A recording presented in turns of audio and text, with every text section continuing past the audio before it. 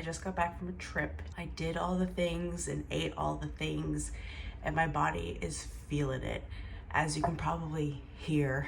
And so you'll have to excuse me, I'm sounding a little deep today. I thought that I would make myself a comforting meal. Always pasta when I come home from traveling is just perfect. And my cousin has inspired this, who I was visiting.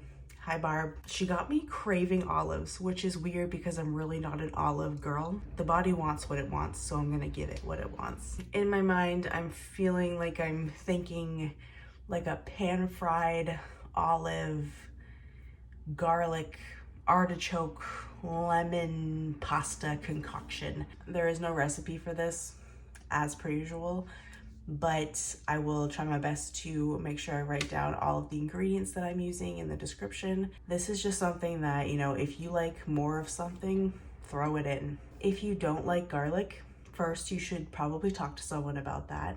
And second, don't add it. Personally, I like a lot of lemon, so I'm gonna use more lemon than probably the normal person. The shadow from the sun is making me look like I have a milk mustache or a mustache. Anyway, this is also a very quick meal, which is great.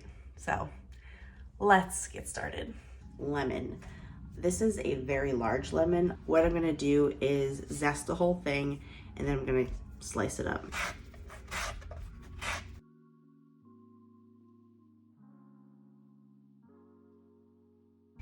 And I'm just gonna go through and pick the seeds out of here because ain't nobody got time for that.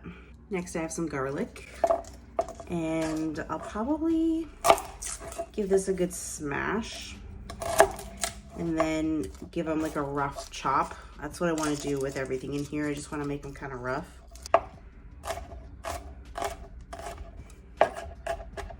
Garlic chunk acquired. Grab some marinated artichoke hearts at the store. These are going to be nice and tangy, so I'm going to give these a rough chop as well.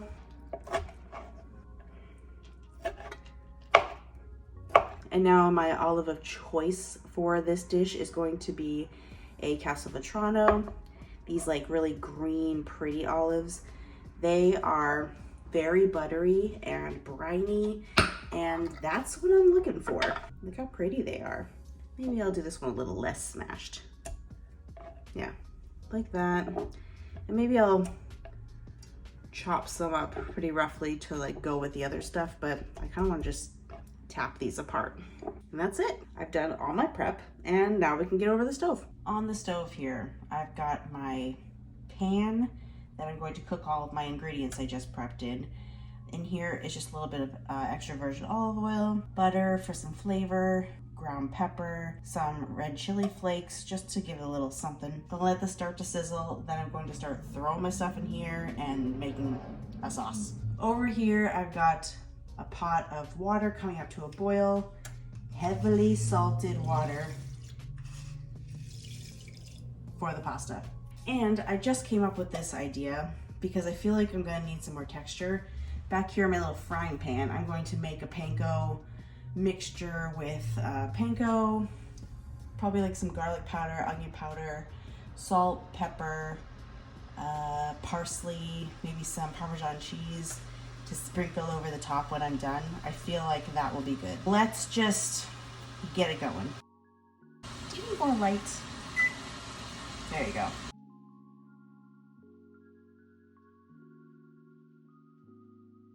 I should have got a bigger pot.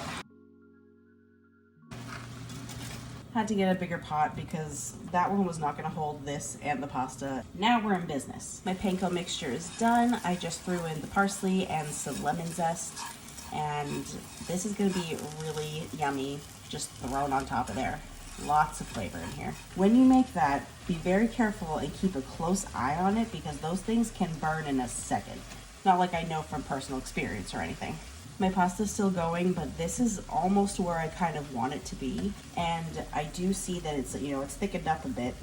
I might throw some chicken stock in here to thin it out, and or use some pasta water. That'll give it a great starchy finish and it will taste delicious. In here, I'm just gonna pop the scraps of parsley that I have left and the rest of my lemon zest because flavor is flavor.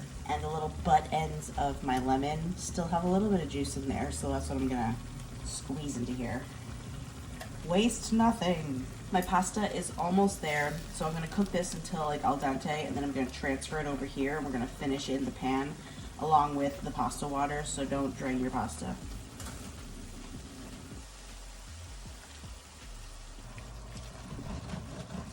Oh, I forgot the Parmesan.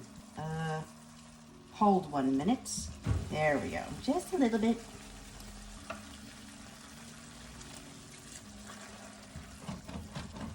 The pasta water is making it so glossy. I put in such a little amount of Parmesan. That's not what is making this creamy. It's the pasta water and all the starches in there. And there is no cream in here. Keeps it nice and light, but you wouldn't know it. Look how creamy and like glossy that is. Pasta water.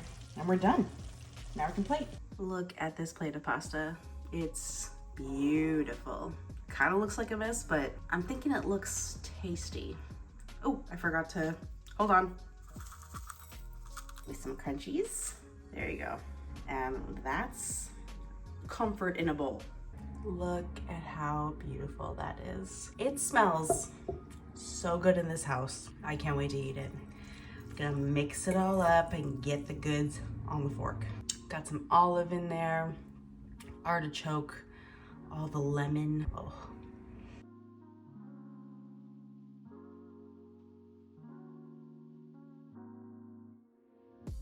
Excuse me, but I am tooting my horn on this.